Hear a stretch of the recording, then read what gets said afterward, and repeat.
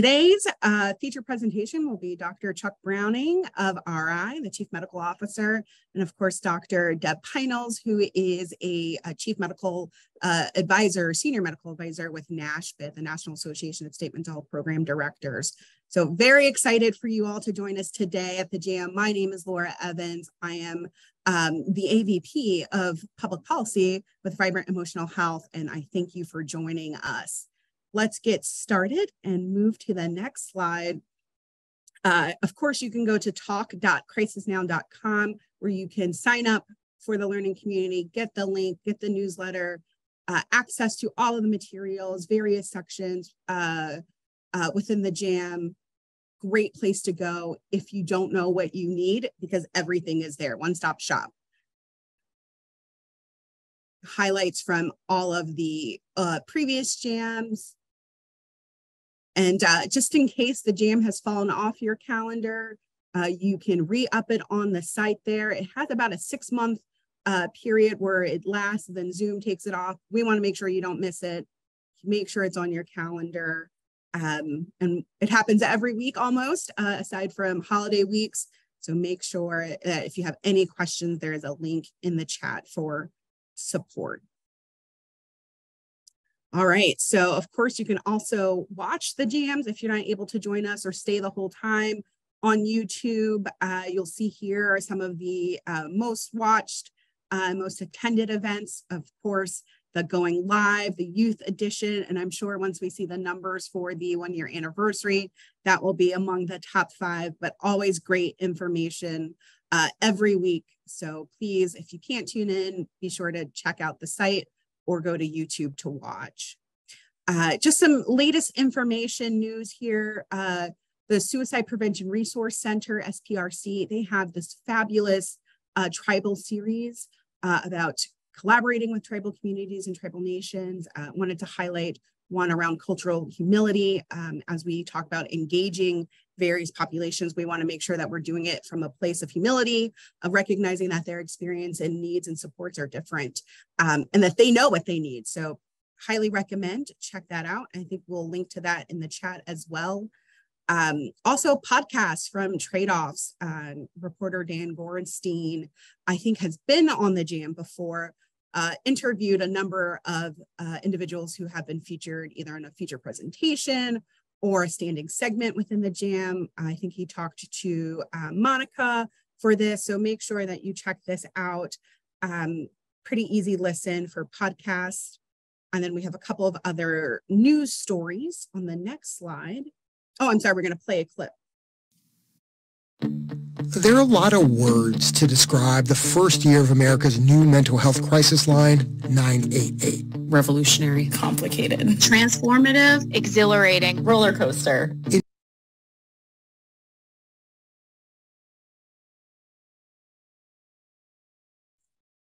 So we also have some news stories from the New York Times around the 1-year anniversary. How is the hotline working?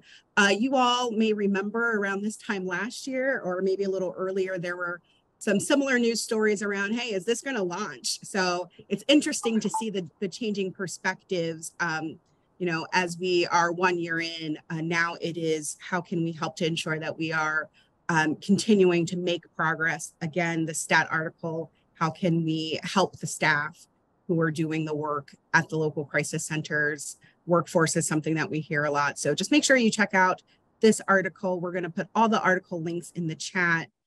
There's also a article we want to talk about briefly from the Seattle Times on the next slide. Or I'm sorry, the ACLU, and we'll get to the Seattle Times next. But talking about the broader crisis continuum, and the ACLU has sued DC over their police response to mental health crises. Obviously, we know that this is an issue. We wanted to, I think all of us here want to make sure that we are leading with a public health approach, that crisis is met with mobile crisis teams in lieu of police if they're not needed. So great article to think about. And from the Seattle Times, a federal judge fined a Washington state agency $100 million for mental health failures, particularly around psychiatric boarding. So again, as we think about someone to call, someone to respond, a place to go, the contact centers, the mobile crisis teams, crisis stabilization facilities.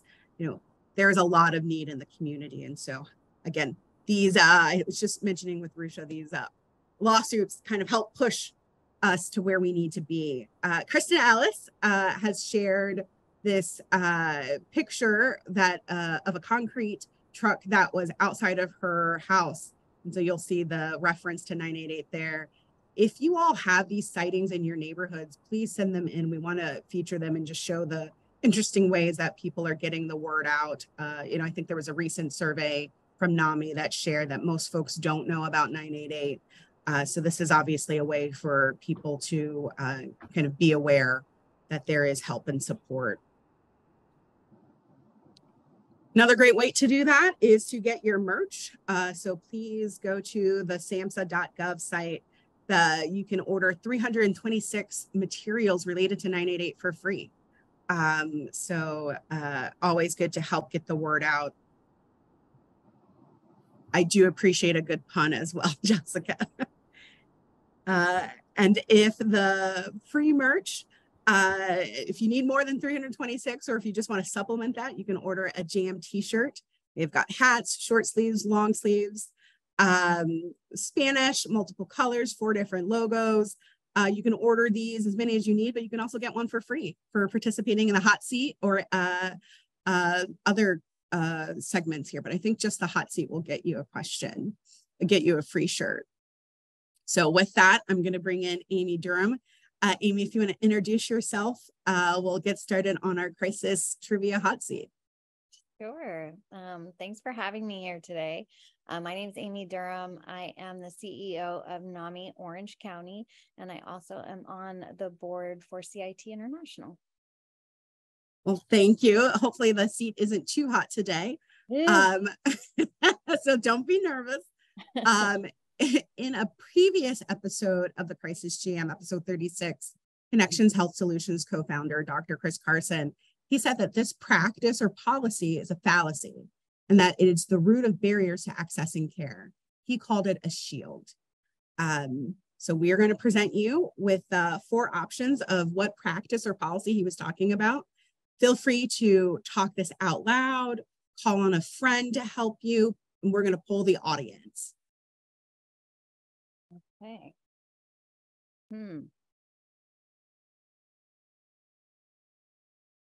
Okay. So yeah, I didn't watch this, so I don't know exactly what he was talking about. But I do have a friend that I'm going to phone, which is Sabrina. All right, Sabrina, do you want to... She on the jam, or are you going to call her? Yeah, no, I'm here. Oh, there she is. Yeah, I'm always here. I have not been, but I'm coming after this. I'm going to come on a weekly basis. This is very cool. Well, I should know this, but I'm torn. I'm going to think it's the substance use exclusion. But I'm torn between that and medical clearance, but I'm leaning towards C, Amy. Well, that was the one that I was thinking, because I have heard of that. So C was the one that I was leaning towards, but I wonder what the audience says. There we go. Oh, they said medical clearance. Wow. We've got C and D, medical clearance and substance use exclusions. Wow. So pretty close. Let's see, how is the chat? Do we have any comments in the chat? This is a tough one. I think medical clearance is, Erica's saving me. She's saying go D. And I think medical clearance is more widespread. Thank you, Erica. All right. Yes. All right. Let's see. D, final answer. So yes. Final yes. answer. But D is correct. Thank you, yes. audience and Erica. So since the early 2000s, Arizona law enforcement has transported hundreds of thousands of people with a behavioral health emergency directly to crisis receiving centers without any visit to a hospital for medical clearance. And since we have like 30 seconds, I'm going to see if you can do an over under, Amy, on what you think the percentage of individuals who receive treatment at the crisis receiving center need to go on for a hospital treatment or additional inpatient treatment. This stumped me, so I'm going to see if you or Sabrina have any thoughts. Okay. Oh, so wait, an over under on all crisis receiving facilities or the ones at connections? That's a good question. I'm going to go with maybe just connections based on that survey. Okay. But I don't know if David's here to share. He told me, I guess 15% of people needed additional treatment after, being served by a crisis stabilization center. It was 3 to 5%. So great work occurring there that's diverting from inappropriate hospital use. Yeah, I was gonna guess it was low. Yeah. Yes. Well, thank you so much, Amy. You are getting a free t-shirt. And if anyone wants to volunteer for the hot sheet, please reach out to Karen. So let's keep it moving. I'm gonna share a little bit about the featured quote that comes from Hannah Wazalowski with NAMI, who's often featured here on the Jam. It's also a part of that podcast we referenced earlier. Essentially her quote, everyone talks about it took decades to build the 911 system. If we take decades to build the 988 system, we're going to lose a lot of lives. So we're going to play a little bit of her quote. Hannah Wazalowski at the National Alliance on Mental Illness captures the urgency that people feel. Everyone always talks about it took decades to build the 911 system, and it did. But if we take decades to build this system, we're going to lose a lot of lives. So just a helpful reminder of what's at stake and what we're doing here. I'm going to turn it over at this point to Dr. Chuck and Dr. Pinals. So Dr. Chuck, you're up first. Oh, thanks so much, Laura, for introducing us. As a learning community, we've continued to cover multiple facets of the effectiveness of developing crisis systems. And that quote makes it even more important to think about how quickly can we press that forward. How do we look to design and create systems that serve everyone with access and good care? Last year, Dr. Robert Cotes from Emory and I discussed medications as one of many tools that are available that we use to support others in crisis. And we talked about some of those concepts and how they apply. Well, today I have the privilege, along with Dr. Deb Pinals, to expound further on other aspects of medical care related to crisis. So as we all know in our learning committee, if we'll go to the next slide, the key to accomplishing a system of emergency care around the nation, consistent with SAMHSA's national guidelines, is creating diversion from legal involvement, but also from running everything through the emergency departments. All the pieces matter in our crisis continuum to effectively avoid that logjam, which too often results in emergency department boarding, and also impacts like the care fit to the need of what people need, and often means them getting not necessarily the least restrictive form of care. But in order for that system to work correctly, when people do need a place to go, crisis receiving centers are the mechanism to create a different pathway than emergency departments. If you go to the next slide. And so these alignments the crisis receiving centers must have the medical infrastructure necessary to avoid having to send everyone through the emergency department for medical clearance, so this path can work correctly. Several of the areas of the country, as you just heard in those statistics coming out of the hot seat, around the country are doing successful jobs at this for years, being able to have as low as 3 to 5%, 3 to 6% range of people that need to go to an emergency department for a particular medical issue. And of that group, half often are coming back for care. So this is an execution of this, and these medical systems is key. Next slide, please. And here's one of the reasons that it's key, is that when we screen out for acuity, medical problems, and other issues like that, it creates more opportunities for implicit bias and other factors to create greater disparities of care for marginalized populations. I think Deb's going to share a little bit of that when she talks about medical clearance related to the population with serious mental illness. So imagine if it was you or a loved one in crisis, needing evaluation at a center for care, and you show up. And after deciding to go get help, you're told at the door that you're too agitated, you're too intoxicated, you have a medical history, or there's some medications that you're on that we're worried about, we're not going to be able to manage this, so you're going to need to go to the emergency department. And you can also imagine what you would be expecting as you go to the emergency department when you really came originally to get help for the crisis that you were presenting with. And the things that you would expect: waiting, what's the environment going to be like, frustration, how are you going to be treating?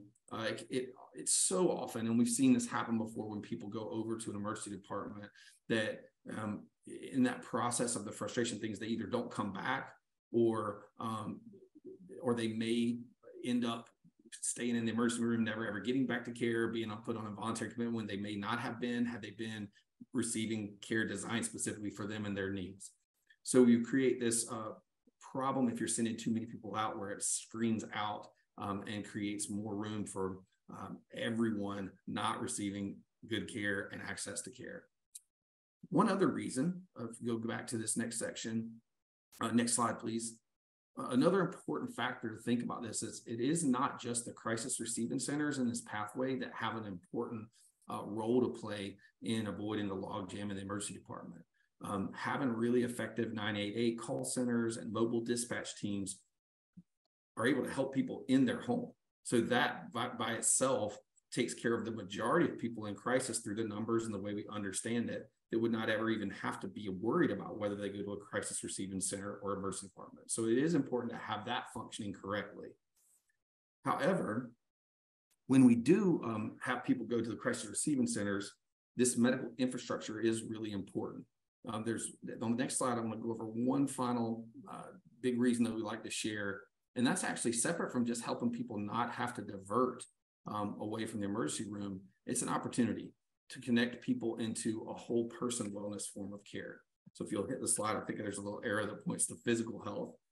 And oftentimes, some of the folks that come to our crisis centers have not been receiving medical care, have not been on medications, maybe at one time had an appointment, or maybe they've never sought care before. So when you have the infrastructure in place to be able to meet with them, even though they're dealing with a crisis, but also deal with other aspects of their life, and working from a recovery aspect of thinking about that related to their medical care, you can create a really engagement tool that creates value. And it's definitely, it's a win-win in multiple different arenas, as we've had in some of the other learning communities discussing just the value of being able to actually manage health problems for some of the folks that we serve, separate from their behavioral health needs.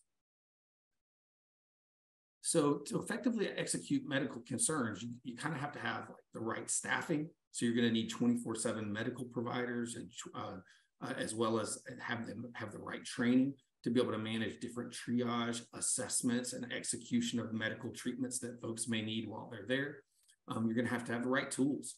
So different centers, having things like glucometers and EKGs to look at certain things that might be important to be present when you're doing certain medications that might affect heart rhythm. So there's different tools that you have to have in place. And then you have to have systems in place that look at how you measure and look at the way that you're doing well or not well in executing this mission, as well as other types of systems that help support the effectiveness of training and whether competencies are being accomplished or not. And I'm really excited now, if we go forward to the next slide, to introduce Dr. Debra Pinals to talk about how these pieces work together to manage this barrier of medical clearance that was described in the hot gem question, including a very smart tool. Forgive the pun, but I know we've been on puns today. And that's Deb's, I think that's Deb's pun actually that I'm sharing for that. So Deb. All right, well, I can't really take credit for it, but thanks, Chuck.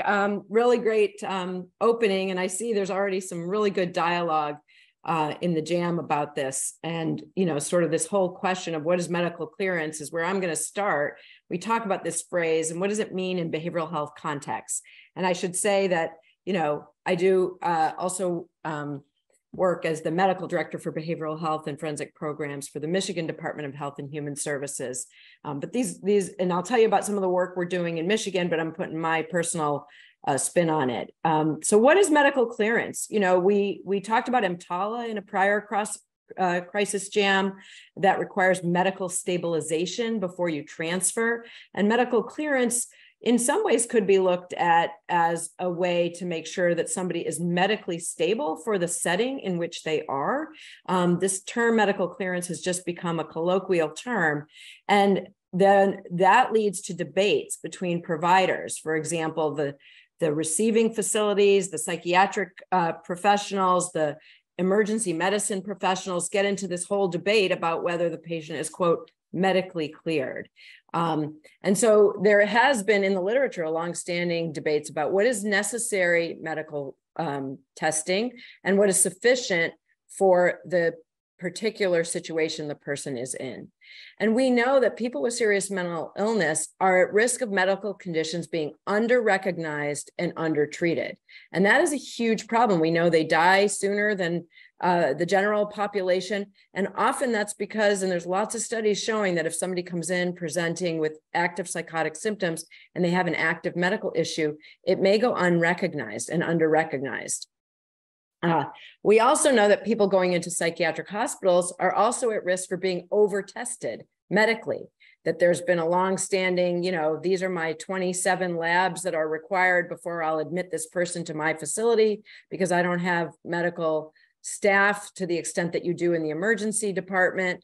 And so historically, we know there's this balancing act between over-testing for some circumstances and then under-testing in other circumstances. And what we want in all settings is to make sure that the right people are in the right setting to get the care that they need, and that somebody who has both a behavioral health crisis, but is also having a serious medical issue needs attention for both issues. And how do we do that in the best way? Next slide. So I'm going to talk a little bit about the Michigan experience. We had a long-standing, and this really looked at emergency department boarding, and I'm going to bring us back to the crisis receiving units at the end of this. But this conversation started years ago as we were having some challenges with ED boarding. And we brought in numerous stakeholders to talk about how to best make sure access to psychiatric inpatient care was available. And through that process of stakeholder feedback, there were multiple barriers that were identified. And one of them was this issue of medical clearance, that what happens is that there's delays in the emergency department to move people and transfer them to the next level of care because of these debates where you're really having one system and the other sort of saying, I need more testing, and another one saying, no, I've done enough testing. And so we spun off into a work group that consisted of emergency medicine practitioners, nurses, psychiatrists, other disciplines and other input from other consumers and other kinds of people who could really give their input onto what we should do to try and resolve some of this debate. And we started to develop our own tool in Michigan. We looked at the literature, we looked at what other states had done. And in the end, we found in the literature something called the SMART tool that several states have now adopted. And we came up with something called the Michigan SMART protocol, or in Michigan, we like to call everything my SMART protocol. And I'm going to tell you a little bit about that. And I'll say, what's interesting in Michigan is that, in my role as the state psychiatric medical director, I have a great partner in our state emergency medicine medical director who does all of our policies and practice around EMS services at the state level.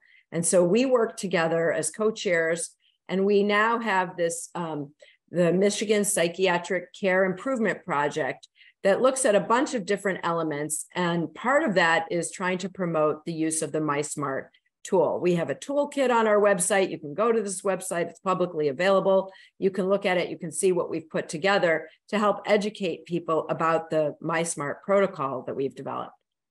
Next slide.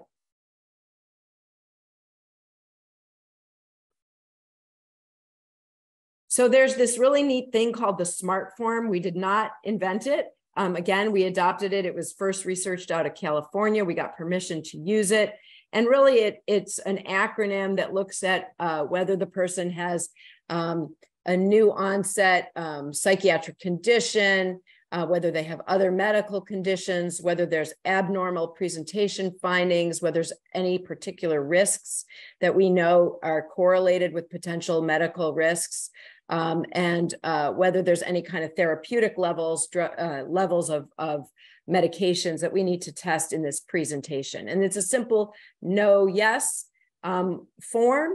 And then what we added on the other end of it was another checklist of whether other tests were indicated or not indicated, And then in the open space part on part 3, we have a space for the medical practitioner in the emergency department to attest that the person has been assessed. And this does require a physical examination. We do note that some psychiatric patients are not given physical examinations in emergency department settings, and that's not what they're there for. So that's not what they're there for, but yet there are things that are identified. So some level of physical examination is required. And then if you go to the far left, you see what we've done with our protocol is come up with this sort of traffic light, if you will, framework, green, yellow, red, where if it's green, it means there's really no medical issues. This person is medically stable for transfer.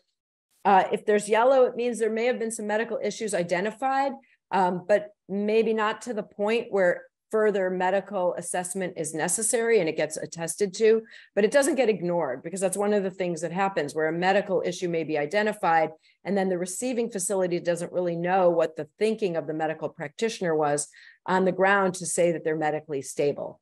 And then the red would mean this person really has serious medical issues and they need a medical hospitalization or further medical testing before they would go to a psychiatric setting. And through that protocol, it levels the playing field. And what I say we've talked to our medical health plans and others, and it really levels the playing field to reduce that debate. Next slide.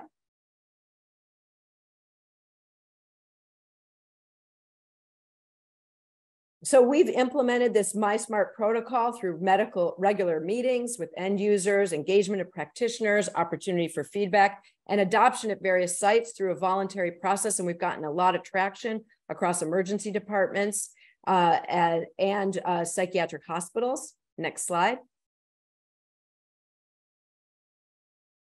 And now what we're doing is looking at this in reverse so that our acute crisis stabilization units can say, if somebody comes in, does this person need medical services in an emergency department, by looking at this MySmart protocol kind of in reverse. And that's kind of our next step in development for crisis stabilization. And with that, I'll turn this back to Chuck. And so for Deb, for time, I'm going to cut short just real quickly, but obviously we've got a lot more details coming and much more in-depth discussion of these medical concepts in our NASMHPD paper. Do you want to share just real quickly? Yeah, stay tuned. We're working on behalf of SAMHSA. NASMHPD is working hard to roll out this year's technical assistance collaborative papers. And one of them is by Chuck and some other authors and me, and around medical issues. So stay tuned for more. Thanks. Thank you, Deb. Thank you, Dr. Chuck. This has been really fantastic. And just as someone who's not a medical professional, it's always illuminating for me. So I'm going to bring in our roundtable, which this week will feature Amy Brinkley, who is the Recovery Support Systems Coordinator within NASMHPD, and Dr. Margie Balfour from Connections Health Solutions. She's their Chief Quality and Clinical Innovation Officer. So Amy, Margie, just 5 minutes or so on your thoughts from that featured presentation. Thank you, Laura. So I'm excited to be here, and it's always an honor to share the stage with Dr. Pinals and Dr. Browning and now Ms. Balfour. You know, as I was listening, I had two examples that kind of came to mind of my own lived experience. The first one is working as a peer, helping people get into addiction treatment services. There's a center in Indianapolis that requires everybody before they come in to get medically cleared through the emergency department. And so my first thought was, well, how are we, cleaning up the emergency department backup if we're shipping everyone there and then they sit there for 6 hours? And then there's also, as a peer, my concern was, well, if we're sending people to the addiction treatment center, hoping to get them in, they're wanting to get inpatient, and then they get shipped to the emergency department, there's a very small window of when people put their hands up and say they want help. And typically it doesn't take much to push them the other direction. And then they say, you know what? I'm not ready for this. This is way more than I expected. I just wanted help, and I'm just going to go back to my mom's or go back to whatever situation they came out of. So there's always that concern that they're not going to end up getting the care that they need because they changed their mind too. The other story that I wanted to share that kind of came to mind as I was listening is I have a family member who is diagnosed with schizophrenia, and he also has severe drug use. And he's been inhaling drugs since the age of about 14. And more recently, family members have been reporting that he's been inhaling Raid, and he's in his early 20s now. Here in the last couple of months, he's been walking on the interstate in Oklahoma and trying to get hit by a car. And he's been picked up multiple times by the police. He's been in the emergency rooms. He's been cycling in and out of the crisis system. And more recently, the cops picked him up. This was 2 or 3 weeks ago. The cops picked him up and they took him to the emergency department. And he was held on a 72-hour hold. And then shipped to a psychiatric facility where within 2 days, he was then transported back to the emergency room and put in ICU because he had something called rhabdomyolysis, which is basically muscle wasting. And so he had this very serious physical condition that he almost died from, that was likely caused from dehydration and drug use.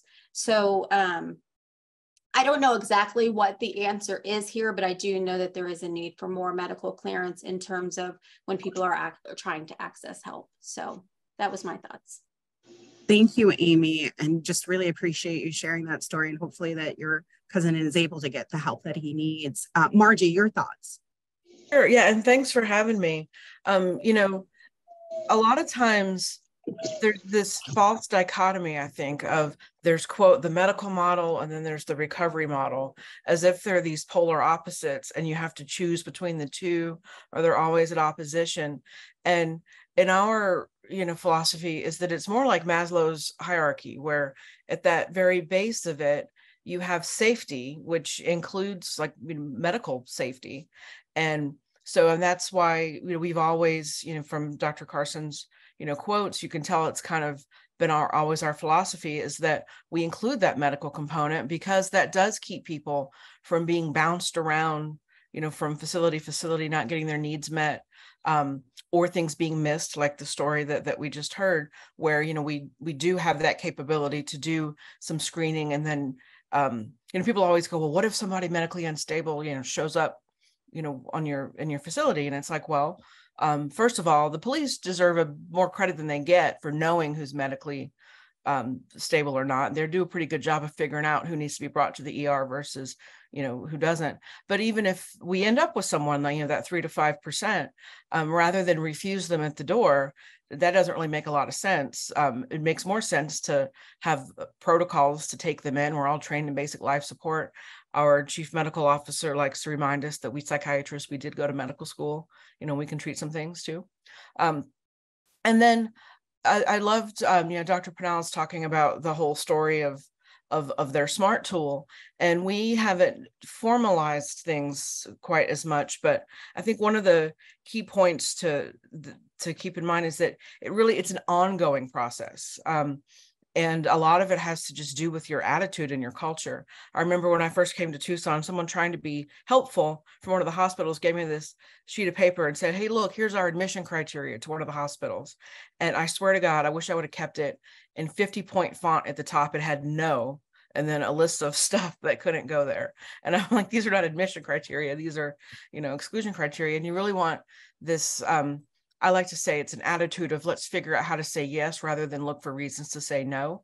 In behavioral health, we kind of have this reputation of, trying to look for reasons to say no, we can't do that. And I will say that like we, that relationship with the emergency room that is closest to us, where we're actually connected via a breezeway, but it's, it's a separate ER. It's not like we did one thing and we said, here's our medical clearance process, we're done, we fixed it. That requires, monthly meetings, going over cases, really close relationship and trust between the leaders, the medical leaders of the ER and the crisis center. And it's an ongoing thing that just requires work and cultivation. Thanks, Margie. I love that attitude of let's not look for reasons to say no. So obviously, I think this is a topic that there's a lot to dive into, and I'm hoping Dr. Pinals, if you could put that SMART tool checklist in the chat in case it's helpful for others. And it looks like we may see this in a future crisis talk article, but definitely a lot to talk about here. So thank you all. Great discussion and a great presentation. I certainly have learned a lot. I'm going to turn it over now to Dr. Palmieri from SAMHSA to give us an update. Oh, I'm sorry. Actually, let me back up because I've neglected a new segment we're going to have here, which is a Crisis Center Spotlight. And this will be just a short section as we are now a year into 988 and taking a look at the folks who are actually doing the work on the ground. So featuring crisis centers who are answering those calls, chats, and texts, centers who are going out on those mobile crisis runs, and what we're hearing from and learning from in the folks who are operating crisis stabilization centers. So look for that to come. I'm very excited about that because I think that's a great way to feature some of those stories and perspectives from people who are doing the work day in and day out 24/7. So very excited for that to come. And now on the next slide, I will hand it over to Dr. Palmieri from SAMHSA. Thanks, Laura. Also very excited about the Crisis Center Spotlight. There's so much great work happening across Lifeline centers in collaboration with states, territories, and tribes. And so very excited to actually get some time dedicated within the JAM to dig into that a little bit more. So just a few quick updates from SAMHSA for today. I wanted to let everybody know that we have our communications team, of course, is continuing to update and add materials to the partner toolkit. Much of the more recent additions have reflected our efforts to promote and launch Spanish chat and text. So very excited about that increased capacity within the Lifeline network. Also related to that, I will throw in the chat a recent live stream from an event in New York that was very much connected to amplification of the accessibility and the importance of accessibility for Spanish language services and the expansion through chat and text. So as I said, I'll throw that in the chat for people to take a look at. I'm very excited that our office is continuing to expand and that we now have a new director for the division that will be focused broadly on the crisis system transformation. So really kind of a partner to a lot of the work that James and his team does on the operations side with the Lifeline network, but somebody who will be working closely with them and helping us build out our portfolio of work related to 988 911 coordination, our work around law enforcement, collaboration, mobile crisis, stabilization services, and so forth. I mean, obviously, there's a tremendous amount of work happening outside of our office in these areas, and so it's not the case that we will be taking over those projects or those programs, but from the perspective of a coordinating office, it is critically important that we have a lead point of contact who can lean into those conversations and work with our partners within the government, outside of the government, to be able to move those work streams forward. And so that director is Jill Mays, who will be coming from the great state of Georgia. We have a tremendous Georgia presence in the 988 office, which I'm very excited about because there's so much good work that's happened in Georgia over the years. And so Jill will be starting at the end of July. I also wanted to just quickly draw your attention to the proposed rules on the physician fee schedule for 2024 that were put out by CMS.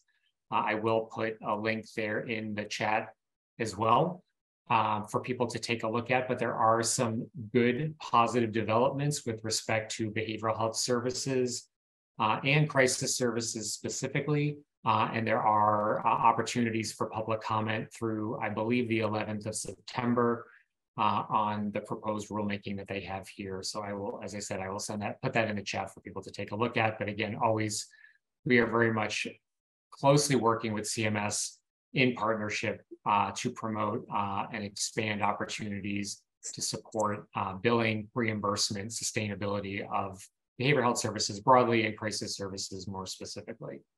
And then the last thing I'll mention, and there'll be much more to come on this, I know we've been talking probably for several months now about our desire to stand up a crisis-focused National Training and Technical Assistance Center. And so that actually has been awarded, and we are in the very early planning stages to be able to develop a technical assistance plan for the coming year. We very much want to engage partners in that conversation and advisors around the contents of the plan, where the gaps are in supporting ongoing learning, training, technical assistance opportunities across the crisis landscape. So again, more to come on that, but very excited. And there will be a web presence and a web page and a repository, what we're envisioning of lots of things that are happening, consensus, guidelines, best practices, spotlights, webinars, and so forth. And so there'll be a lot more coming, but very excited that we're finally able to get that off the ground. And I will pass that back to you, Laura. Perfect. Thank you, John. Lots of updates from SAMHSA. So glad to see the team is growing. I'm going to turn it over to Risha Grinstead from the Oregon Health Authority and Tom Betlock from Spear Healthcare Strategies to give us an update on Medicaid front and center. Thanks, Laura. Last time we had the opportunity in Medicaid Upfront to highlight a survey that was done by Kaiser Family Foundation that looked at state Medicaid programs and how many offer the three core services of a crisis system.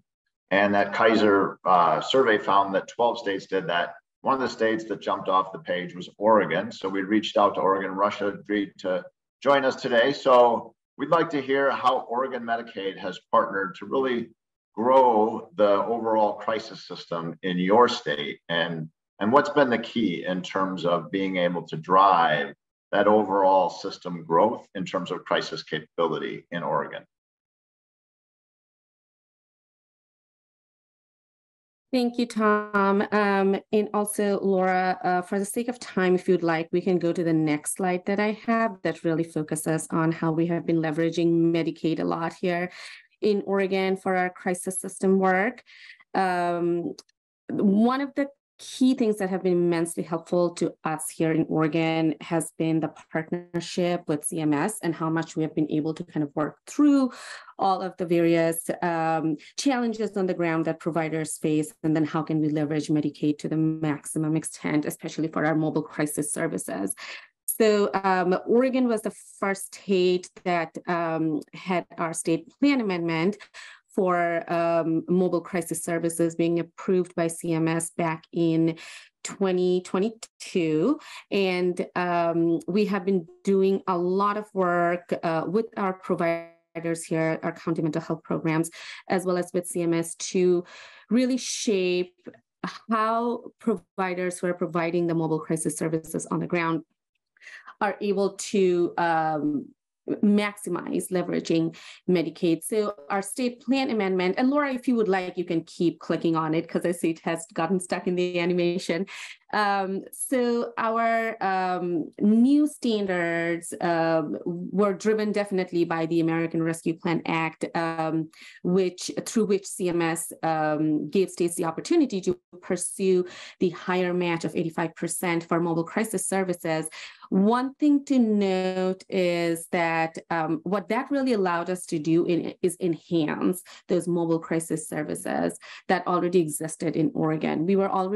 Oregon administrative rules already required every county mental health program to provide mobile crisis services, regardless of insurance, to everyone within their service area.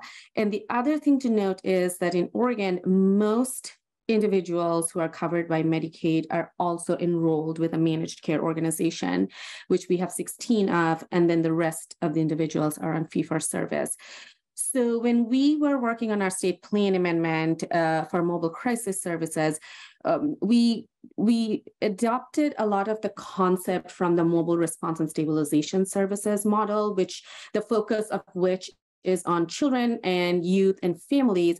However, we thought, why not apply that concept to all individuals regardless of age? And what that model really does is that for immediate mobile crisis or immediate crisis response, there is a first up to 72 hours of immediate response, and then beyond that it moves into stabilization services for up to 56 days. So when we wrote our state plan amendment, what we proposed is that for the first 72 hours, or up to the first 72 hours, all the stabilizing crisis response services that mobile crisis team of 2-person mobile crisis team available 24/7, all of the services that they will provide for up to the first 72 hours will be counted as mobile crisis services or mobile crisis intervention services.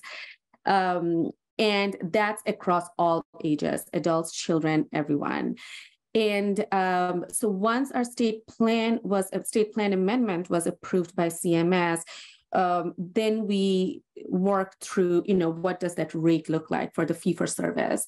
And the rate that we finally worked out is, as you can see, it's a little over $100 per 15 minutes. And it's that H2011 code that has been recommended by SAMHSA, CMS, NASHP, and is the most common code used by mobile crisis teams.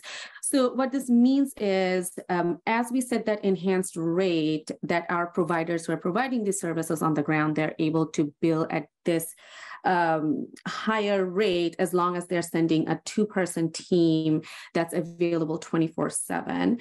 And they're able to bill at that higher rate as well for up to 72 hours, any services that's being provided by that team. But I think out of interest of time, that we need to wrap this up. Rusha, I just have one quick question, and that is, states have to make a ton of decisions like you're describing in terms of being able to roll out these services. Do you have additional information on your website that you can put a link in the chat to, or other things like that you have all? Because part of the delivery system design that Medicaid faces in partnering with a behavioral health organization is going through all of these very important decisions. So if you have that detail, I think that's something that folks often ask us for. So that'd be great if you could share that. And thanks so much for being here today. Absolutely. Thank you for having me. Thank you, Rusha. Thank you, Tom. This is such great information. Please reach out to Rusha to see how a state has achieved that, right? Because we want folks utilizing that waiver and getting that. Right now, I'm going to keep it with Tom and add Stephanie to the conversation for our crisis talk highlight. Thanks, Laura. Are you able to, my camera? I don't know if you're able to see me. I can. You can? Okay, good. So Tom, if you could give a little bit of background of what your experiences was when you first stepped into your role at Medicaid Arizona. Stephanie, I thought your paper did a great job of highlighting. You do such a wonderful job of taking something and really making meaningful content. So, my experience was I came out of the budget office in the finance area, stepped into healthcare as the deputy director of the Medicaid program, and found it incredibly complex. The first project I worked on that you highlight was Part D implementation, where the prescription drug benefit was shifting from Medicaid to Medicare for dual eligibles individuals. And I learned from there quickly that the healthcare delivery system is incredibly complex. And as you highlighted in the article, I had a wonderful mentor, Kate Aurelius, who really worked with me and really called out, I think, some of the challenges that specific populations face. And one of the main ones that she focused on was individuals with serious mental illness and all the fragmentation that they faced in Arizona and oftentimes in many states.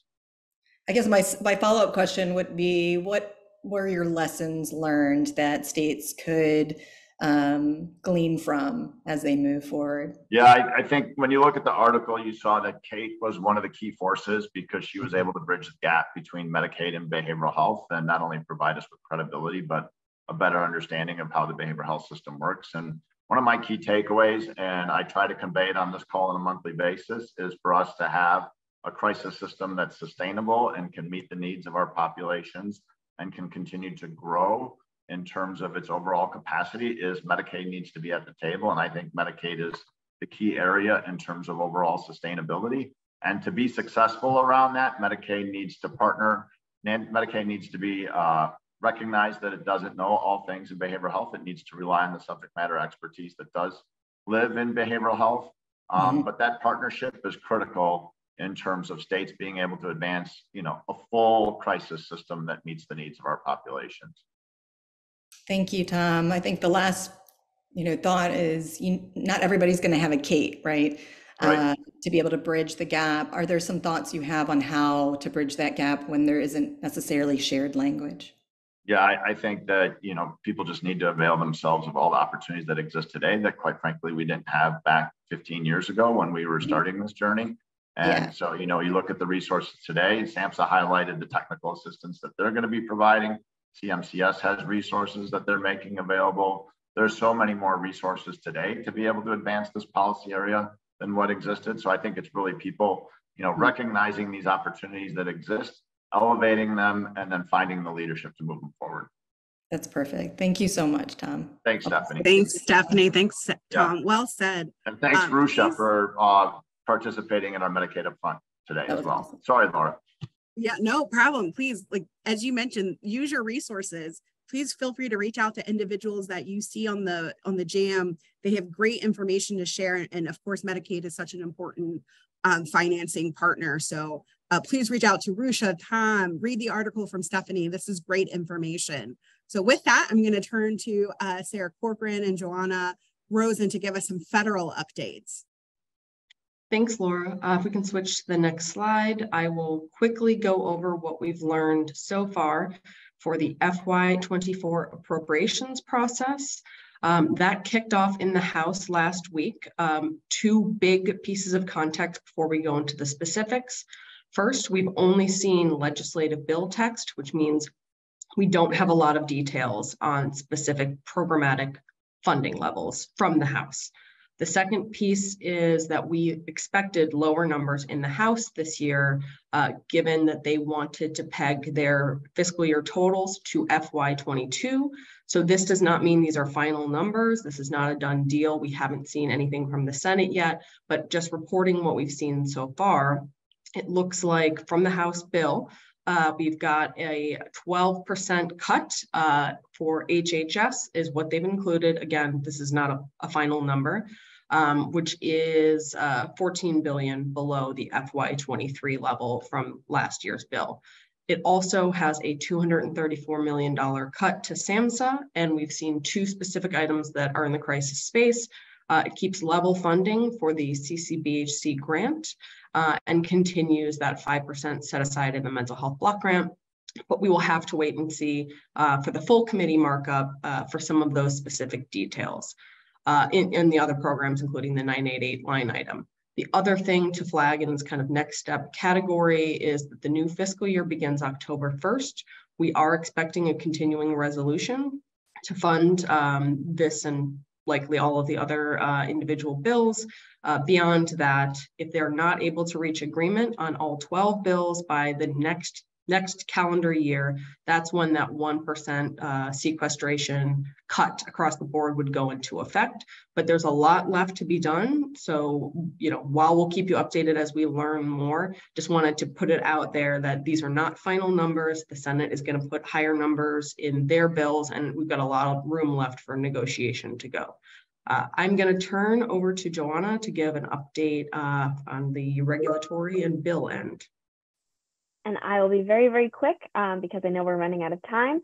And Dr. Palmieri already shared some aspects of the physician fee schedule, but just briefly, as he had mentioned, CMS issued the calendar year 2024 physician fee schedule proposed rule. They are requesting comments. I know that link was dropped in the chat, so I won't belabor that point. Some of the proposed changes for the 2024 calendar year that we're included into are intended to expand crisis services as billable through Medicare, expand the behavioral healthcare workforce. The proposed rule also establishes new healthcare common procedure coding system codes under the physician fee schedule for crisis services that take place in certain sites. So anywhere where the non-facility rate of psychotherapy for crisis services applies other than an in-office setting, this could include homes or mobile units. So the proposed fee schedule amount for these crisis services will be 150% of the current 2023 levels for the physician fee schedule for non-facility sites of service. That would expand what could be covered, which is always great. And just broadly, these changes expand Medicare and coverage for mobile crisis care, for crisis services, and they also include some provisions that would expand peer support specialist capabilities for billing under the physician fee schedule, so that Medicare beneficiaries could receive supports through peer support specialists during a mental and behavioral health crisis. And just switching briefly, we are going to hopefully have an update next week about the 988 Implementation Act reintroduction from Representative Cardenas. We are hearing that they may be reintroducing next week. So stay tuned for that. And Laura, I will hand it back to you. Thank you. Thank you, Joanna. Sorry to hear about cuts. That's alarming. If you all could put in the chat ways that folks can push back against those cuts, that would be helpful. But I'm going to turn it over to Stephanie Pasternak from NAMI, Shelley Polanco from Vibrant for a state update. Yeah, thanks, Laura. And I will be quick as well. Just before I jump into the state update, though, thank you for mentioning NAMI's 988 awareness poll. We did find that on the 1-year anniversary that still only about 17% of Americans would say that they're very or somewhat familiar with 988. So just linking to that resource for folks on the call. But for the state update, just wanted to update folks again on Oregon. I think we talked about that last time, but House Bill 2757, since we last spoke, has been officially signed into law by Governor Kotek. Again, this sets up a 988 trust fund, a fee and advisory committee in the state. The fee will start being collected in 2024 and will have a major fiscal impact, expecting $33 million for the current biennium in the state, and that jumping up to $54.1 million for 2025 through 2027. And I will turn things over to Shelley to talk about Delaware. Thank you, Stephanie. So just quickly, Delaware legislators passed the HB 160 with bipartisan vote, and that is would establish a 6-cent telecom fee for 988. Right now, it's currently awaiting governor action, so we are tracking that very closely just to kind of see. And if they do pass, this map would go have 8 states now have a fee. So we're closely tracking that. I'm also going to add in the chat the Vibrant Policy Team Action Center. We are tracking different things and also update blogs. So we also keep track of stuff that you guys can also see what we are up to in the Vibrant Policy Team. So I pass it back to you, Laura. Thanks, Shelley. I'm really encouraged to hear that we're almost up to 8 states with the 988 fee. So glad to hear that there will be a sustainable way to fund the crisis centers, the crisis continuum, in addition to the other pieces like drawing down Medicaid and other dollars. So with that, I'm going to keep us moving along here and tell you a little bit about some upcoming items. We, as always, have the standing segment around moving America's soul and suicide. Please make sure you use the link, go to the JAM to watch these episodes. They are just very impactful. And again, hearing various perspectives and ways that we can ensure that the crisis continuum is better for those who need it. Next week, we will have Dr. Hunter, who will provide an overview on grief, and particularly for mental health providers and grief as it impacts substance use disorder and crisis situations. So very excited for that. And then the week after that, so make sure you tune in as well, we'll have Haley Winterberg talking about teen crisis lines. And I think, Amy, you mentioned the importance of peers in the chat, and this is certainly a way to ensure that teens are talking to their peers and getting the support from that trusted voice, or at least someone who understands from that perspective. So very excited. Please share with us in the JAM chat what you thought was the best segment today. I certainly wish we had more time to hear from Rusha and the Oregon Medicaid drawdown and waiver, and certainly more time to hear from Dr. Pinals and Dr. Chuck about how medical clearance creates barriers to access. And I love, Margie, what you said around creating that culture of, yes, let's not look for ways to not help people. So just want to thank you all for joining us today and hope you have a great rest of your day, and we'll see you next week.